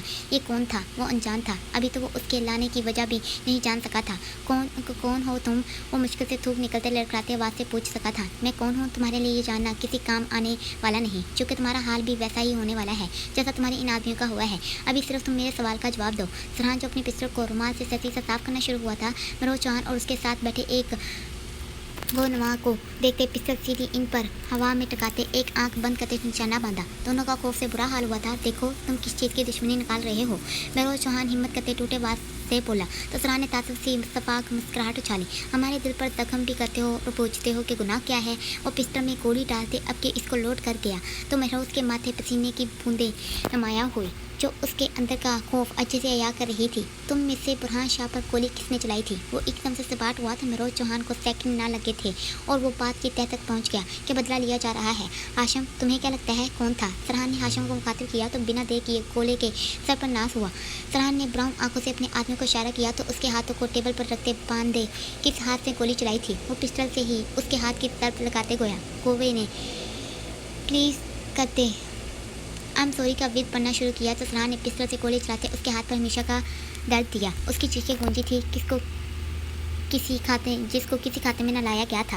महरोज चौहान जो नीचे बैठा हुआ था उसको तड़पते देख लर्ज उठा। फरहान शाह को मारने के लिए इतनी दूर से आदमी को बुलाने की ज़रूरत क्या थी? ये काम तो तुम खुद भी कर सकते थे। तुम्हें क्या लगा था कि ऐसे इसको गोली मारने से वो मर जाएगा? अब रुख महरोज की तरफ था जबकि हाशिम उस गवे के सर पर निशाना बांधते उसको फारग कर चुका था। मेरा भाई तुम्हें छोड़ेगा नहीं। अब वो डरते सामने विजिया शख्स को बातों से डराना शुरू हुआ कि शायद वो डर जाए, लेकिन वो अभी कहाँ जानता था शाहों के चिरागों के कारनामे और किस्से। फरहान का चेहरा जो गुस्से से लाल हुआ था उसके भाई वाली बात सुन पिस्टल से गोली चलाते उसके बाजू को जख्मी किया। वो डर से करा उठा था। फरहान ने उसको बालों से पकड़ते खींचा तो वो गिरने वाले अंदाज में आगे को गिरा। क्या इतनी ही बर्दाश्त थी? जानते हो बुरहान शाह में जितनी ताकत वार करने की उतनी ही ताकत सामने वाले के जख्मों को सहने की भी है। तुम्हारा भाई तुम्हारी मौत से हमारी ताकत और गुस्से से हद को अच्छे से समझ जाएगा। अगर जान प्यारी हुई तो फिर मुड़कर भी नहीं देखेगा और अगर वो भी तुम जैसे हमारी तरफ बढ़ा तो उसका हाल भी यही होगा। तुम्हें और तुम्हारे भाई को हम शाहों से उलझने से पहले हमारी हिस्ट्री देख लेनी चाहिए थी। इससे पहले वो अपनी ज़बान खोलता। फरहान का सब्र जैसे लबरेज हुआ और देखते फाइल निकालते उसको खामोश करवाया। सभी लाशों को फेंकाओ, इसको अपने भाई की लाश देखना भी नसीब ना हो। फरहान दो टोक अपने आदमी से कहते आगे बढ़ा तो हाशिम लोग भागते पीछे ही लपके। फरहान जो रात को घर में आया था कि हूर को देख सके, आए के कमरे में से तभी सुस्तियाँ सुन कदम उस तरफ बढ़ा गया। वो जो रूम का डोर लॉक करने लगा था फिर कुछ सोचते वैसे ही अंदर दाखिल हुआ। वो बेड के साथ लगी घुटनों में मुंह दबाए रोने का काम पकड़े नजर आई तो वो तेजी से आय की तरफ लौका। शहजादी वो खुद से बड़बड़ाया था जबकि साथ ही जाते उसके करीब नीचे ही बैठा। आया फरहान उसको वैसे ही अपने काम में मशगूल देख हल्के से कंधे पर हाथ रखा तो आए जो खुद से बेगानी रोने का काम कर रही थी डरते सर उठा गई। काली स्याह घनी पलके भी ही सूखी माल किए सूजी पड़ी थी। वो पल भर भी चैन से कहाँ सो पाई थी। नींद से जैसे वो टूट चुकी थी या फिर नींद उस पर मेहरबान होना नहीं चाहती थी। शहजादी ये क्या हाल बना लिया है तुमने? तुम्हें अंदाज़ा है अगर बुरहान ने तुम्हें इस हाल में देखा तो क्या होगा? वो उसको बच्चों की तरह रोते देख प्यार से बोला तो साथ घुटनों के बल थोड़ा आगे जाते टेबल से टिश्यू का डब्बा उठा लाया। वो मुझे नहीं देख रहा था। वो मुझसे नाराज़ है। तुम नहीं जानते मैंने इसको कितनी तकलीफ़ और अज़ियत दी है। वो मुझसे रूठ कर ऐसे बेखबर हुआ है। मैं कोई शहज़ादी नहीं, मैं सिर्फ बुरी हूँ जो इंसानों को उनकी ज़िंदगी से दूर कर देती हूँ। वो तो ऐसा नहीं था। वो तो ज़िंदगी जीना चाहता था मेरे साथ। वो हमेशा रहना चाहता था, लेकिन मैं ही उसकी खुशी में दीवार बनी हुई थी। क्यों उसकी नफ़रत मोहब्बत में बदल गई? शाह आखिर क्यों? क्यों वो मेरे इतने करीब आ गया? क्यों वो मुझे छोड़ आगे नहीं बढ़ पा रहा? आखिर क्यों? वो सरहान को बालों से पकड़ चीखी तो सरहान उसको इतनी तकलीफ में देख सिर्फ हौसला ही दे सकता था। मैंने इसको एक पल भी खुशी का नसीब नहीं किया। मैं उसकी मोहब्बत के काबिल नहीं हूँ, जानते हो। वो उसको वैसे ही बातों से बच्चे उसके बच्चे बोलने की कोशिश करने लगी। इसको मेरा तुम्हें शाह कहना बिल्कुल भी अच्छा नहीं लगता। उसका पागलपन बताते हल्के से मुस्कुराने की साय कर गई। हूर जो आय के पास ही आने लगी थी कि उसका दिल बेचैन हुआ पड़ा है। फरहान को आय के पास नीचे बैठे देख दरवाजे के करीब ही खड़ी सुनना शुरू हुई। तुम्हें क्या लगता है शाह, मैं अपनी ज़िंदगी खुशियों से भरी जीना नहीं चाहती? जानते हो मैं उस खुली फ़ज़ा में ज़िंदगी भरपूर खुशियों से जीना चाहती हूँ। मेरा भी दिल करता है मैं बुरहान के साथ अपने इन पलों को किसी मंजर में कैद कर लूँ, लेकिन मैं चाहकर भी ये नहीं कर पाती। हूर की आंखें भीगी थी जबकि वो कर्ज से इनको साफ करती पलटने को हुई। जानते हो माजी हमेशा मेरे आज में आकर खड़ा हो जाता है। शाह बुरहान को समझ कुछ पता है कि 8 साल पहले क्या हुआ था। वो बेदर्दी से अपनी आंखों को साफ करते जैसे आज अपना दिल फरहान को सुनाना शुरू हुई थी। वो खामोशी से सिर्फ उसको सुन लेना चाहता था कि उसका दिल हल्का हो जाए। जानते हो वो मुझसे मेरा माजी सुनना चाहता है। वो चाहता है मैं इसको अपनी अज़ियत खुद बयान करूँ। मैं कैसे इसको इस आग में जाने दे सकती हूँ? मैं कैसे वो सब कुछ बोल दूँ जो मुझे ख़त्म करता है? मैं कैसे बुरहान को बताऊँ कि वो रात मेरी ज़िंदगी की हर खूबसूरत रात को छीन कर ले गई? वो जो जाने लगी थी माजी सुन वहीं खड़े कमरे के साथ चिपकी और गौर से सुनने के लिए अपने कान खड़े किए। 8 साल पहले शाह हाउस में जो कुछ हुआ था वो मैं सब कुछ भूल जाना चाहती हूँ।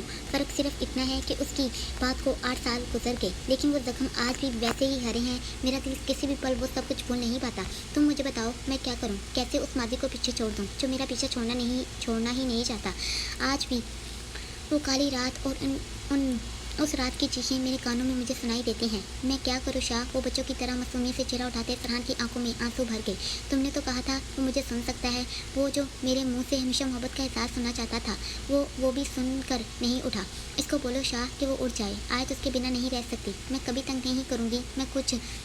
मैं सब कुछ भुला दूँगी। मैं वादा करती हूँ हमेशा उसके लिए खुश रहूँगी। कभी दूसरी शादी का भी नहीं कहूँगी। बस वो एक बार अपनी आंखें खोल दे। वो जब साख्त हो चुकी थी 8 साल पहले का 8 साल पहले की चीखें सुन अंदर तक कांपी। क्या हुआ था आयत के साथ? वो खुद से खौफ में मुब्तला हुई थी। इसको अच्छे से याद था कि शाह हाउस में उसने फैसल शाह को किसी बच्चे के साथ जाती करते देखा। वो पूरी तरह घबरा उठी थी जबकि वैसे ही पीछे मुड़ी। हूर को लगा था जैसे वो सांस नहीं ले पा रही हो। क्या वो बच्ची उसका दिमाग माफ होना शुरू हुआ था? वो सीढ़ियों पर भागी थी और ऊँटों की तरह लड़खड़ाते गिरने से बची। हूर जर जो अस्पताल से आया था इसको गिरने से बचाते बाजू से पकड़ गया। क्या हुआ हूर? जर की आवाज़ बुलंद हुई थी। वो सांस नहीं ले पा रही थी। माँ भाई जर ऊंची आवाज़ में चीखा था जबकि वो घबराते हूर को वैसे ही लेते सोफे पर बैठा गया। वो तड़प कर उठी थी। उसकी आंखों में जैसे धुंध सी छाई। वो माजी की वो तलख रात याद कर गई जब उसने बच्ची की चीखें सुनी तो खौफ से चुप कर बैठ गई। उसका मतलब वो बच्ची आई थी। हूर की ज़मीन घूम चुकी थी। वो ये दर्द जैसे बर्दाश्त न कर सकी हो। क्या हुआ? नाज बेगम और शबाना सभी भाग जर के करीब आई थी। सरहान भी सर की धार वाली आवाज़ सुन उठा। आयत भी डरी थी। सरहान ने अपनी आंखों को साफ किया था और बाहर की तरफ लगा। क्या हुआ हूर? सरहान जो ऊपर ही खड़ा था हूर के सामने नीचे देख तेजी से भागा। आयत भी पीछे ही निकली थी जबकि नीचे हूर को देख वो भी मेरे कदमों से भागी। क्या हुआ? सरहान की जान पर बनी थी। उसको खुली फजा की ज़रूरत थी। पानी लेकर आओ। लगता है वो सांस नहीं ले पा रही। नाज बेगम ने मुलाजमा को भाग पानी लाने का बोला तो मुलाजमा कांपती टांगों से भागी। सरहान हूर को खिड़की के सामने करो। आयत जानती थी उसकी हालत वो बिल्कुल अपनी जैसी देख रही थी। हूर ने मुश्किल से सांस भरा था और छोड़ा। वो तेज तेज सांस भरना शुरू हुई थी। आयत ने इसको पीछे से पीठ मसला तो हूर ने भीगी आंखों से आयत को देखा जबकि वो वैसे बिलक बिलक रोना शुरू हुई थी। साथ ही वो आयत को खुद के सार में लेते ऐसे बेंच गई जैसे वो उस रात में हो। और पहली बार इस कदर रोई थी कि सभी उसके ऐसे इतना रोने पर डर उठे। सरहान की जान पर बनी थी। आयत भी जितना हैरान होती कम था जबकि वो वैसे ही उसको खुद से लगाए बाल चलाना शुरू हुई। हूर बस करो, कुछ नहीं हुआ। तुम अब अकेली नहीं हो। तुम्हारे साथ एक छोटी सी जान भी जुड़ी हुई है। हूर उसको ऐसे इतना ऊंची आवाज़ में रोते देख खुद भी की पलकों से बोली तो हूर के रोने में तेजी मजीद बढ़ी। क्या ज़िंदगी की डोरियाँ ऐसे एक दूसरे में उलझी हुई थी? क्या ये ज़िंदगी थी इनकी? हूर दर्द से दिल में सिर्फ इतना ही सोच सकी, मुझे अभी जान के पास जाना है। वो दर्द से तड़प उठी थी। इसको बुरहान के पास जाना था। अभी बहुत लेट हो गया है, सुबह ले चलूँगा। फरहान ने मोहब्बत से इसको देखते हल्के से गोया। मैंने कहा मुझे अभी जाना है। वो पूरी कुव्वत से चीखी तो सभी परेशान हुए। और मेरी बात सुनो। हूर ने उसका सुर्ख होता चेहरा अपने हाथों में भरा था। अभी जाकर कुछ भी फ़ायदा नहीं होने वाला। फजर के होते ही नमाज़ पढ़कर हम जाएंगे। अभी तुम कुछ आराम कर लो। आयत ने उसको एक बार ने कहा तो वो खामोश सी होती उसका चेहरा देखना शुरू हुई। बोली कुछ भी नहीं थी।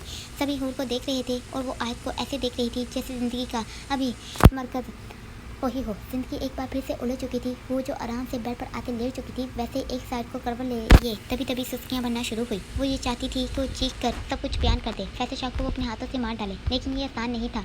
वो ये भी जानती थी अगर वो 8 साल पहले का ये राज सामने लाती तो इसमें सिर्फ फैसल शाह जानने वाला नहीं था, आयत का आज सब कुछ खत्म हो जाता। वो हमेशा बुलंद आवाज़ रही थी। कोई भी 10 सेना औरतों का उसको अच्छा नहीं लगता है। वो हमेशा ऐसी औरतों को बेवकूफ़ कहती और मानती थी कि वो मर मर कर क्यों जीती हैं। इसको सख्त नफरत थी ऐसी औरतों से जो सब कुछ बर्दाश्त करके खामोश रहना पसंद करती थी। आज वो उसी कश्मकश में घिरी थी। आज उसको एहसास हुआ था कि कई बार ऐसे खुद की आवाज़ को दबाना पड़ता है। आज की खातिर अपनी ज़ुबान अपना अंदर का दर्द छुपाना पड़ता है। कुछ भी आसान नहीं होता। ये दर्द वो कैसे बर्दाश्त करते खामोश रहने वाली थी।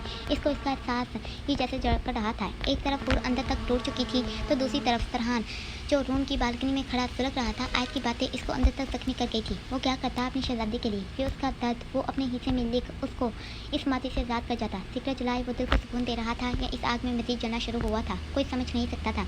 जिनकी उलझी तो तकदीरों का लिखा भी जैसे इन पर आ रुक गया था।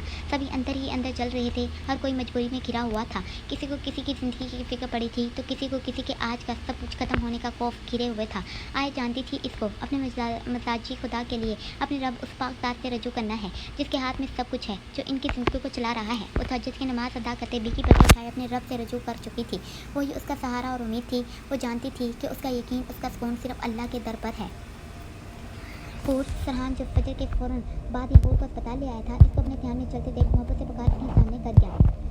उसकी काली आंखें लाल झील लगी थी जिनमें पानी की चमक अभी भी बरकरार थी। फरहान के पास जाते ही रोना नहीं, वो उसकी आंखों के किनारे पास नजरों से अपने पूरों से साफ करते गंभीर से गोया तो हूर ने नजर चुकाते सर हिलाया और आगे बढ़ गए। फरहान और हूर अकेले ही आए थे क्योंकि आयत ने आने से इनकार कर दिया था। वो अपने रब से रजू करते सबसे बेगाना हो जाना चाहती थी तब तक के लिए जब तक उसका शोर आंखें नहीं खोल देता। फरहान वैसे ही हूर के पीछे बढ़ा था। वो ICU के अंदर जा चुकी थी और फरहान वहीं खड़ा होते देखना शुरू हुआ। सुल्तान शाह और इकराम अस्पताल में ही थे। अमाद ने एक कमरा बुक किया था जहां वो फिलहाल आराम कर रहे थे। हूर जो बहुत मजबूत पंती अंदर दाखिल हुई थी, सामने अपनी जवान खूबसूरत भाई को सबसे बेखबर सोते देख पूरी तरह जैसे बिखर गई। किनारों पर ठहरे आंसू बिन तोड़े गालों के रास्ते से बहने शुरू हुए। वो भारी होते अपने कदम मुश्किल से उठाते उसके बेड तक आई थी। कितना नाज था उसको अपने इस जान पर। वो कैसे पूरी दुनिया को बेवकूफ़ बनाती थी कि ये मेरा बॉयफ्रेंड है। क्या कुछ वो उसके साथ कर गुजरी थी। सब किसी फिल्मी मंजर की तरह आंखों के सामने लहराए। वो उसके सीने पर पट्टी देख तरफ उठी थी जबकि मुंह पर हाथ रखते वो बेड के करीब बैठी। जान, वो भारी होती आवाज़ में मुश्किल से बोली थी। जान, वो वैसे ही बैठे उसका हाथ जो बेड पर पड़ा था अपने हाथों में भर गई। अपनी जान को महसूस नहीं करेंगे, वो मजबूत बनती सराइती अंदाज में बोली। जान, आपको पता है आपके ऐसे सोने पर सब बिखर चुके हैं, आपकी ज़िंदगी बिखर चुकी है। जान, आपकी आयत। हूर की आंखें फिर से बची थी। वो खामोश हुई थी जबकि कर्ज से आंखें बंद करते अपने आंसू मुकाबले के हाथ पर गिरा गई। वो टूट चुकी है, उसकी ज़िंदगी जैसे ख़त्म हो रही हो। जान, अगर आप नहीं उठे तो जानते हैं वो मर जाएगी। ये दुनिया बहुत जालिम है। आपकी जान को इस बात का एहसास कर रात हुआ। अगर आपने आंखें नहीं खोली तो वो इस दुनिया के आगे बिखर जाएगी। उसको इस तरह से बचा लें। जानते हैं आप, वो वैसे ही बहती आंखों से मुकाबले के बाजू पर हल्के से सर टका गई। कल मैं उसके दर्द भरी किताब की एक ऐसी हस्ती बन गई कि उसके दर्द को महसूस करते मैं कांप रही थी। मैं उसके दर्द का वो हिस्सा बन गई जान जिसका जिक्र मैं दुनिया के सामने लाना चाहती थी, लेकिन अब जाकर भी ये मैं उछाल नहीं सकती। हमारी जिंदगी में कितनी उलझनें पड़ी हुई हैं। ऐसा लगता है मैं किसी को भी नहीं जानती। वो बच्चों की मानत अपना दर्द बुरहान के गोश उतार रही थी। लाहौर। हूर की हालत देखी थी। अनान ने हया से पूछा जो बेतेजी से नोट्स बना रही थी। देखा था, इसको बहुत बुरा हाल है उसका। और आए तो ऐसी थी कि जैसे उसका कुछ भी ना रहा हो। बस दुआ करो यार बुरहान आंखें खोल दे। मान भाई और नमरीन भाभी आज मामा और पापा के साथ जाने वाले हैं। आई थिंक अयान भी चला गया है। भैया ने तफसील से बताते सामने से आती आशी और नमी को देखा। बस यार जो अल्लाह ने लिखा होता है वैसा ही होता है। देखो कितने कार साथ थे कि गोली लग गई। जब लिखी हो तो नज़र आने वाली चीज़ें भी ऐसे धुंधली हो जाती हैं कि इंसान को सामने नज़र ही नहीं आती। अनान ने इतना बोलते प्रिशा का कॉल उठाया जो उसके सेल पर आया था। हाँ प्रिशा, अनान ने फ़ोन उठाते ही वजह पूछी। आप कहाँ हैं? बाबा किसी काम से मीरपुर जाने की बातें कर रहे हैं। वो अपना सामान ऐसे बांध रहे हैं जैसे वापस ही ना आना हो। प्रिशा जो अपने बाप को सामने ही अपनी तैयारी में मगन देख रही थी अनार को आगाह कर गई। मेरी बात करवाओ इनसे। अनार हैरान होते हया को वहाँ बैठे छोड़ उठते वॉक करना शुरू हुई। आशी और नमी हया के पास आते बैठ चुकी थी। हाँ पुत्र, दादा बख्श फ़ोन पकड़ते कान से लगा गए। अब आप कहाँ जा रहे हैं? आप मीरपुर में आपको क्या काम पड़ गया? अनार अपने बाप की आवाज़ सुन तेज से बोली। पुत्र, मेरे मालिक को मेरी ज़रूरत है। मैंने सदियों से इनका नमक खाया है, मेरा जाना ज़रूरी है। कौन सा नमक और किस मालिक की बातें कर रहे हैं आप? आपने जब मीरपुर छोड़ दिया था तो बस भूल जाएं कि कोई मालिक था आपका, हमें क्या लेना देना, कोई जिए या मरे। अनार ने कहर आलूद अल्फाज से गोया, अल्लाह न करे इनको कुछ हो, अपनी जुबान को लगाम डालो। दादा बख्श की धार सुन अनार ने लब खींचे थे और दादा बख्श फोन बंद करते प्रेशा को प्यार देते निकले थे। अनार जानती थी कि इमराज शाह और जन्नत कौन है, लेकिन वो ये नहीं जानती थी कि वो हूर के माँ बाप हैं। अनार अनजान थी, लेकिन माजी में कुछ बातें थी जो उसके इल्म में थी। आखिर उसका बाप और माँ हर वक्त सिर्फ मुराद की कहानियाँ ही तो सुनाते थे। वो इतना जानती थी कि मुराद की मौत के बाद उसके बाप पर क़यामत गिराई गई थी, सुल्तान शाह किसी नामी की वजह से। मीरपुर, ध्यान से आना, मैं इंतजार कर रही हूँ। जैसे ही मुकाबिल को ये अल्फाज याद आए, बंद नीली आंखें फटाक से खोल छत को घूर गया। डॉक्टर, नर्स जो वहाँ करीब ही मौजूद थी, रूम से निकल बाहर डॉक्टर की तरफ भागी। डॉक्टर, अमाद लोग तेजी से डॉक्टर की तरफ लौके, जो रूम से बुरहान को चेक करते निकले थे। मिस्टर बुरहान अब ठीक हैं, शुक्र करें अल्लाह का कि इनको होश आ गया। बाकी हम शाम को इनको आईसीयू से दूसरे रूम में शिफ्ट कर देंगे। आप लोग वैसे मिल सकते हैं, ध्यान रहे ज़्यादा इनको फिलहाल आराम करने देना है। डॉक्टर ने पेशा वराना अंदाज में कहते सबको खुशी से आशना करवाया। सुल्तान शाह लोग सभी बुरहान को देख आए थे। डॉक्टर ने एक टाइम पर एक को ही अंदर जाने का बोला था। कैसा है मेरा जिक्री यार? अमाद जो बुरहान के करीब आते बैठा था, उसके बालों में हाथ फेरते साथ ही रियाज किया। बुरहान के ऑक्सीजन मास्क अभी भी वैसे ही लगा हुआ था। बुरहान जो बेचैन सा लेटा छत को घूर रहा था, अमाद को अपने करीब देख सर्द सी हंसी लबों पर फैला गया, जबकि साथ ही ऑक्सीजन मास्क उतारने की कोशिश की। शाह, अभी तो कुछ मत बोल, तुझे आराम करना है। अमाद ने इसको रोकना चाहा, लेकिन बुरहान अपना मास्क उतार नीचे कर गया। अमाद वो बहुत आहिस्ता से बोल पाया था, दर्द अभी भी सीने में आहिस्ता से उठ रहा था। बोल मेरे जिगर। अमाद, जिसने मुश्किल से बुरहान की आवाज़ सुनी थी, कान करीब किया। आयत कहाँ है? इसको मुझे देखना, वो घर पर है। मैंने सरान को बोला था कि सर को बोले इनको लेकर आए। अमाद हल्के से मुस्कुराते चेहरे के साथ सरान को बताते जैसे सबर करने का खोया। तूने मुझे माफ़ कर दिया, वो शरारत से अब के बोलते साथ ही आंख दबा गया। तो अमाद, उसके चेहरे को देख महफूज हुआ। मैं तुझसे कभी नाराज़ हो सकता हूँ? अमाद ने वैसे ही उसके सर पर हाथ फेरते बोला तो वो हल्के से डिम्पल गालों पर नुमाया कर गया। अमाद, मुझे आयत को देखना है, इसको प्लीज़ मेरे पास लेकर आ। वो कुछ देर खामोश रहने के बाद फिर से बोला था और अमाद सर हिलाते फ़ोन लेते बाहर गया। सर कहाँ है तू? तुझे बोला था कि आयत लोगों को लेकर आ। अमाद, जिसने सर को कॉल लगाई थी, फ़ोन पिक होते तेज़ी से पूछा। बाबा ने अभी मना कर दिया है कि मीडिया और पुलिस का काम शुरू होने वाला है, इसलिए मैं शाम को ही आयत या हूर पापी को लोगों को लाने वाला हूँ। सर ने आराम से बताते अमाद को सोच में डाला। अच्छा, तो हमीदा आंटी लोग आने वाली नहीं? अमाद ने सोचते अगला सवाल पूछा। वो लोग पहले ही निकल गई थी, इनकी मुलाकात तो हो ही जाएगी। ठीक है, अमाद इतना बोलते फ़ोन काट गया। अकराम अंकल। अमाद अकराम को देख इनकी तरफ लगा। अंकल, पुलिस को अभी बुरहान के पास जाने की क्या ज़रूरत है? अमाद ने आराम से पूछा। अमाद बेटा, मीडिया में खबर हर तरफ बुरहान का ही जिक्र फैला हुआ है, बस इसीलिए हमने सोचा पुलिस वाला काम निपटा दें। और वैसे ही पुलिस सिर्फ बुरहान को देखने आने लगी है। बयान वगैरह तभी दिया जाएगा जब बुरहान बिल्कुल ठीक हो जाएगा। कुछ नहीं होगा। अकराम उसके कंधे पर हाथ रखते आगे बढ़े। शाम हो चुकी थी और आयत सर के साथ अस्पताल पहुंच गई। वो बेइंतहा खुश थी कि बुरहान को होश आ गया। जब इसको बताया गया तब वो जायनमाज़ पर बैठी दुआ में मशगूल थी। आयत जो दुआ मांग रही थी, उसको लगा था जैसे उसके चाहने वाले रब ने अपनी मेहरबानी उसके गिरते आंसू पर कर दी है। वो तो तभी भाग कर आ जाना चाहती थी, लेकिन सब बड़ों की वजह से खामोश हो गई कि जहाँ इतना सब्र किया है वहाँ थोड़ा और सही। और उसका सब्र मीठा पल लिए मुंतज़िर था। आ गई आयत बेटा। सुल्तान शाह जो कराम के साथ घर जा रहे थे कि इनको अब आराम करना था, सरहान पीछे ही हूर को लेते अस्पताल आ रहा था। अमाद और सरहान लोग बुरहान के पास रुकने वाले थे। पापा, आप लोग जा रहे हैं? सर ने इनको देखते सवाल किया। हाँ बेटा, आयत बेटा जाओ। थोड़ी देर बाद डॉक्टर ने बुरहान को नींद की दवाई देनी है। अकराम अपनी बेटी की सूजी सर्द पड़ती आंखों को देख बोले तो सुल्तान ने भी आयत के सर पर हाथ रखा। अल्लाह हमेशा हमारी बेटी का घर आबाद रखे। वो दिल से दुआ देते साथ ही माथे पर बोसा दे गए तो आयत आगे बढ़ी, जबकि दिल में आमीन करती खुश हुई और तेजी से कदम उठाते लिफ्ट में सवार हुई। सर बेटा, तुम अकेले यहाँ से निकलोगे नहीं, आने से पहले हमारे कार्ड के साथ आना, सुल्तान शाह ने सख्त लहजे में कहा तो वो सर हिला गया। आयत जो रूम के बाहर पहुंच चुकी थी, अमाद को हाशिम लोगों के पास खड़े थे। छोटे छोटे कदम उठाते साथ ही हल्के से हाथ उठाते दुपट्टा दुरुस्त कर दे। अमाद जो आयत को देख चुका था, खुशी से उसकी तरफ बढ़ा। कितनी देर कर दी तुमने आने में? अमाद ने बेतकल्लुफ़ी से बोला। तो आयत खामोशी उलझी। जल्दी जाओ अंदर, जानती हो जब से होश आया सिर्फ तुम्हारा नाम ले रहा है। अमाद ने बुरहान का हाल बयान किया तो सर पड़ती आंखों में खुशी सी भर गई। वो तेज़ी से डोर की तरफ बढ़ी थी और अंदर दाखिल हुई थी। बुरहान को आईसीयू से नॉर्मल रूम में शिफ्ट कर दिया गया था। आयत जैसे ही अंदर दाखिल हुई, वो सामने ही आंखें बंद किए बेड पर नजर आया। आयत छोटे कदम लेती उसका चेहरा तकना शुरू हुई। बुरहान जिसने ऐसे ही आंखें बंद की थी, उसकी हिलती चूड़ियों की और दबी सी आहट सुन नीली आंखें खोल सामने देख गया तो वो दुश्मन जान सामने ही छोटे छोटे कदमों से आती नजर आई। बुरहान ने नीली आंखें उस पर टकाई थी। वो अभी तक उसी लिबास में मलबूस थी जिसमें मुकाबले ने इसको आखिरी बार देखा। जैसे वो करीब आई, बुरहान ने उसके चेहरे को देखा। काली से आंखें बेरंग सर्द लाल सुर्खियों से माय सूखी हुई तो आंखों के नीचे ना सोने की वजह से हल्के पड़े हुए थे। मुकाबले को वो एक बिखरी सी किताब लगी थी। क्या वो इस कदर बिखर सकती थी? ये सवाल भी साग दिल में उठा था। आयत जो उसके जख्म को देख रही थी, वैसे ही उसके चेहरे को देखते चेहरे को थोड़ा सा घसीटते बैठी। I am sorry. बुरहान जिसने चेहरा आयत की तरफ मोड़ा था, वैसे ही लेटे बोलना शुरू हुआ। आयत खामोश से उसकी भारी गंभीर आवाज़ आवाज़ सुनते ही मैं सुकून महसूस कर गई। मैंने कहा था मैं जल्दी आता हूँ और चाहते हुए भी आ ना सका। जब तुमसे कॉल पर बात कर रहा था तभी सब कुछ हो गया। फ़ोन बंद करते ही आंखों में अंधेरा छा गया। तभी मेरी ज़मीन पूरी तरह घूम सी उठी। जानती हो आयत, बुरहान की नीली झील जैसी आंखें चमकी थी। बुरहान शाह ने बहुत से हमले पहले भी सहे हैं। पहले भी मेरे बिजनेस की वजह से बहुत कुछ हुआ लंदन में, मगर बुरहान शाह ने अपनी पूरी ज़िंदगी में पहली बार मौत को सामने देखा। बुरहान शाह ने पहली बार मौत के बेहद करीब महसूस किया। वो ये बोलते कब से आंखें बूंद गया। आयत खामोशी से जैसे उसको सुनना शुरू हुई थी, जबकि उसकी सद बढ़ती आंखों में पानी की चमक भरी। मैंने पहली बार मौत को फील किया जब मेरी आंखें बंद हो रही थी। मुझे लग रहा था अब मैं कभी वापस इनको खोलने वाला नहीं। तब मेरे दिल में अगर कुछ उठा था तो यही दर्द उठा कि अगर मैं ना उठा तो मेरे बाद तुम क्या करोगी। वो क्या बोलने या समझाने की कोशिश कर रहा था। आज पूरी तरह कंफ्यूज हुई। तब मुझे याद आया जब मैंने तुम्हें एक बार कहा था कि अगर कभी मुझे कुछ भी हो जाए ना तो मैं इस चीज़ की इजाज़त बिल्कुल भी नहीं दूंगा कि तुम दूसरी शादी कर लो। आज मेरा दिल तब तड़प रहा था और मैं किसी भी कीमत पर तुम्हें छोड़ जाना नहीं चाहता था। फिर आंखें बंद होते ही ये एहसास हुआ कि मैं हमेशा तुम्हारे साथ तो फिर भी रहने वाला नहीं। इस मौत ने मुझे समझाया कि शायद मेरा तुमसे दूर रहना ही बेहतर है। बुरहान की नीली आंखों से बूंदें गिरी तो आयत उसके आखिरी अल्फाज सुन किनारों पर ठहरा पानी गालों पर बहा गए। कह लिया जो कहना था। वो गालों को बेतरतीब से साफ करते सपाट बोले, जबकि लाल आंखों से घूरते खड़ी हुई। बुरहान जो लेटा हुआ था उसके ऐसे बोलने और फिर उठते जाने पर माथे पर बल डालते रगे तन गया। बस नहीं चला था कि अभी इसको दबोच लेता। अभी उसकी बात खत्म ही कहाँ हुई थी। वो देखता रह गया और वो आराम से नजरों से ओझल हुई। आयत जो रूम से निकल आई थी अपनी आंखों को अच्छे से साफ करती खादम को करीब बुला गई।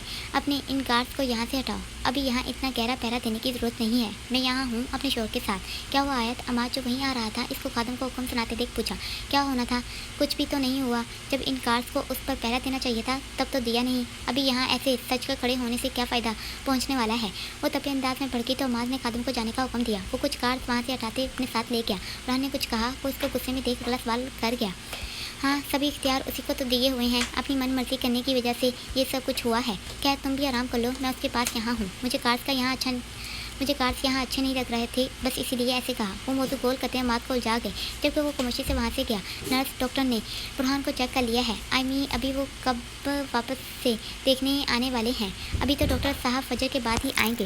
नर्स अपनी घड़ी पर टाइम देख तेजी से बोली तो आयत ने इसको मजीद चंद बातें कही और वापस से रूम में दाखिल हुई। बुरहान जो जब्त की इंतहा को पहुंचा था इसको वापस से रूम में दाखिल होते डोर को लॉक करते देख चुका। माथे पर बल वैसे ही नमाया थे। आयत ने सद मैरी भरी निगाहों से इसको घूरा और उसके करीब होते झुकी। बुरहान ने जब्त करते चेहरा मोड़ा तो वो फ़ौरन से उसका चेहरा खुद की तरफ कर गई। यहाँ मेरी तरफ देखो, बिल्कुल वैसे ही जैसे मैं तुम्हें देख रही हूँ। जैसे खामोशी से मैंने तुम्हें सुना था वैसे उम्मीद रखती हूँ तुम मुझे सुनोगे। आयत की पलकें फिर से भीगी थी। जब मैंने न्यूज़ देखी तो मुझे लगा मेरी दुनिया ख़त्म हो गई, मैं मरने वाली हूँ। मुझे तब ये एहसास चकर गया कि मैंने तुम्हें सिर्फ तकलीफ दी, कभी खुशी तो दी ही नहीं। और वो वैसे ही बोलते उसके तने असाब ढीले कर गई। गुस्से और जब्त की जगह चेहरे पर उसके एक अजीब सी खुशी चमकी। मैं तब चाहती थी तुम एक बार आंखें खोल दो तो मैं अपना दिल निकाल कर तुम्हारे सामने रख दूँ और बोलूँ। उसके आंसू जैसे उसके गले में फंसे थे। वो हिचकियों में रोते बोलना शुरू हुई। देखो, इस दिल में सिर्फ तुम रहते हो। मैं चीख कर तुम्हें बताना चाहती थी कि बुरहान शाह तुम्हारी जीत पक्की हो गई। मैं अपनी नफरत में हार तुम्हारे इश्क की गुलाम बन गई हूँ। मैं बताना चाहती थी कि मैं तुम्हारे वो बहती आंखों से अपनी बहती नाक को बच्चों की तरह साफ करके उसके बाजू पर सट रख गई। मैं तुम्हारे बिना नहीं रह सकती। मैं तुम्हारे इश्क के आगे हार गई। बुरहान शाह, एक बार मुझे देखो, मैं सिर्फ तुम्हारे लिए माजी भूल जाऊँगी। तड़पते आयत ने चेहरा उठाते मुकाबिल को देखा। उसकी नीली आंखों में बेयकीनी छाई थी कि कहीं वो कोई ख्वाब तो नहीं देख रहा। मैं सिर्फ तुम्हारी बनकर रहना चाहती हूँ जिसे तुम पसंद नहीं करोगे। मैं कभी उस इंसान को देखूंगी भी नहीं। बस एक बार मुझे सुनो। आयत खान तुम्हारे इश्क में झुक चुकी है। तुम्हारा इश्क जीत गया, चाहे कुछ भी हो जाए। आयत सिर्फ तुम्हारी थी और हमेशा तुम्हारी रहेगी। वो सुसु करती चुके से उठी थी और जो तुमने अभी कहा ना, उसकी आंखें एक बार फिर से भरी थी कि तुम मुझे छोड़ दो। वो खामोश हुई और फिर से बोले, तो तुम चाहो छोड़ दो मुझे, मैं तुम्हें देखते ही अपनी ज़िंदगी काट लूँगी। उसको खोती छोटी सी नाक को स्केरते एकदम से उठी। इससे पहले वो पहले की तरह दौड़ लगाती मुकाबले में शायद से कान लेते उसके हाथ को अपने मजबूत हाथों में जकड़ते अपनी तरफ हल्के से खींचा तो वो उसके करीब झुकी। बुरहान को सीने पर जख्म पर हल्के से दर्द उठा जिसको वो नज़रअंदाज करते उसके लाल होते चेहरे को देख गया। अभी तुमने क्या कहा था? वो उसकी आंखों में देखते वैसे ही आयत को जकड़े बोला तो आयत ने अपने हाथ में दर्द महसूस करते बेरुखी से घूरा। यही कि छोड़। इससे पहले वो तेजी से बोला तो वो सोच में पड़ी। जैसे ही याद आया नजरें मुकाबले की नजरों से मिला गई। यही कि आयत सिर्फ तुम्हारी है और हमेशा तुम्हारी रहेगी। वो इश्क़ें पढ़ते बोली तो बुरहान के दिल में जैसे सुकून उतरा। एक बार फिर से कहो। वो वैसे ही उसको खुद पर मज़ीद झुकाते बोला तो आयत जिसकी सांसों की तपिश मुकाबिल के चेहरे पर पड़ने लगी थी, आंखें बंद करते उसके माथे से अपना माथा टकाते पूरी तरह उस पर झुकी। मैं सिर्फ तुम्हारी हूँ, बहुत चाहती हूँ तुम्हें, तुम्हारे बिना बिल्कुल भी जी नहीं सकती, मुझे कभी भी तन्हा मत छोड़ना। कभी भी नहीं छोड़ूंगा। इससे पहले वो आगे कुछ कहती वो वैसे ही उसको खुद के करीब महसूस करते गंभीर होया। तो आए जो आंखें खोल गई थी मुकाबल के देख के, अभी तो छोड़ने की बात कर रहे थे। वो झुके से उठते मुकाबल के पास बैठी। वो उसके ऐसे कहने पर वापस से हाथ से खींच खुद के करीब झुका गया। यूं के दोनों के चेहरे बिल्कुल एक दूसरे के सामने थे। बुरहान शाह जो कहता है वो दूसरे के लिए लकीर बना देता है, लेकिन तुम तो ज़िंदगी हो और तुम्हें जो मैं बोलूँगा वो कम करूँगा और जो मैं नहीं कहूँगा वो ज़रूर कर गुजरूँगा। तो बेहतर यही है जो सामने हूँ इसको समझने की कोशिश करो। और वैसे ही इसको बोलते साथ ही आँख दबा गया। तो आयत का चेहरा हल्के से मुस्कुरा गया। आयत तुम्हें कब एहसास हुआ कि तुम मुझे चाहती हो? वो वैसे ही उसको नज़रों में रखे बोला। तभी डोर लॉक हुआ तो आयत डरते चुके से खड़ी हुई। कौन होगा? वो घबराई थी। मैंने डोर लॉक किया, वो भी अंदर से। अस्पताल में वो बेयकीनी से खुद की हरकत पर शर्मसार हुई, जबकि बुरहान इसको ऐसे देख अच्छे से महफूज हुआ। वैसे तुमने बिल्कुल अच्छा किया था जो डोर लॉक कर लिया। अगर तुम ये नहीं करती तो हमें ये लोग ऐसे ही डिस्टर्ब करते। मेरी मानो तो अभी भी डोर खोलने की ज़रूरत नहीं। तुम यहाँ मेरे करीब आओ और मुझसे बातें करो। बुरहान जिसके हाथ में आयत का हाथ वैसे मौजूद था इसको अपनी तरफ खींचते गया। बुरहान छोड़ो मुझे, पहले ही मैं बहुत शर्मिंदा हूँ अपनी इस हरकत पर। मैं कैसे भूल गई कि मैं अस्पताल में हूँ। उनका डोर लॉक कर लिया। वो बेयकीनी से रोने वाली हुई। अरे इसमें इतना शर्मिंदा होने वाली क्या बात है? बीवी हो तुम मेरी, तुम्हारा हक बनता है मुझ पर। और वैसे भी मैं बोल दूंगा कि सबको कि मैंने ही डोर लॉक करने का कहा था। क्या बात है, तुमने कहा और मैंने बिना कुछ कहे डोर लॉक कर दिया। आयत जो रोने लगी थी बुरहान की बात सुन माथे पर हाथ मारते खुद की अकल को कोसा। आयत कहाँ लिखा है कि अस्पताल में रूम का डोर लॉक नहीं कर सकते? अगर सफदर अंकल हुए तो? आयत जो पूरी तरह डर चुकी थी खुद से बड़बड़ाती आगे बढ़ी। बुरहान का चेहरा जिंदगी से भरपूर चमका था। आयत ने एक नजर बुरहान को देखा था तो आंखें बंद करते डोर को आहिस्ता से खोला। कितनी देर लगा दी तुमने आयत? और आयत को बुत बने देख तेजी से अंदर दाखिल हुई तो फरहान भी मुस्कुराती नजरों से आयत को देख गया। तुम लोग थे? आयत की जान में जैसे जान आई कि शुक्र है कोई बड़ा नहीं था।